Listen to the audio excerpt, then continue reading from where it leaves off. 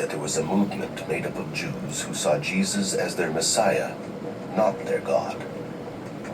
And because this movement largely disappeared from history, we are blind to the archaeological evidence they've left behind. If there is evidence for this movement of Judeo-Christians, the logical place to look for it is here.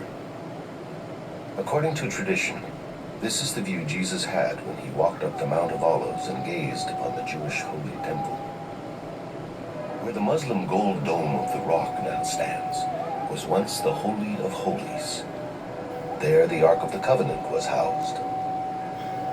According to Luke, Jesus looked at the temple, foresaw its destruction, and wept. Where he wept is here, Dominus Flevit, a holy site on which Franciscan monks built this monastery in 1891. This spot would have been the perfect place for a Judeo-Christian cemetery. Overlooking the temple, they were sure Jesus would come back to rebuild. That's good. In 1953, while renovating, the Franciscans discovered a 2,000-year-old cemetery. This ancient necropolis was partially excavated by a well-known archaeologist named Bellarmino Bagatti. Bagatti claimed that these ossuaries belonged to some of the earliest followers of Jesus. If this is a early Judeo-Christian cemetery, then that means that our tomb is not sitting in some kind of archaeological vacuum. It's really part of a network of cemeteries.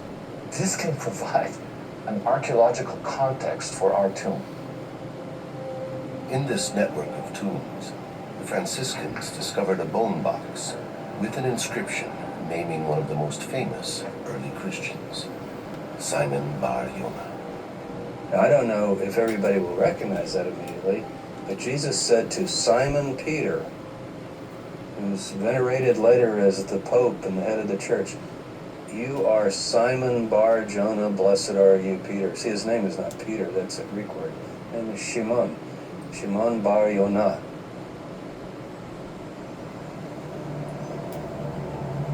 Today, only a piece of the ossuary remains. The Franciscans have stored it in a small museum beside their church. It bears an indisputable inscription, the only one ever found spelling the name Simon Bar Yonah. Simon was one of the 12 original apostles of Jesus. According to the Gospels, Jesus renamed him Peter. In Aramaic, Kepha, which means rock. He's considered a saint by many Christians and the first pope of the Roman Catholic Church. According to tradition, Simon Peter was crucified and buried in Rome. So how could his coffin be here in Jerusalem? The fact is, there has never been any credible archaeological evidence found in Rome underneath the Vatican that points to Simon Bar Yonah. And here sits an ossuary discovered at Dominus Flevit, bearing his name.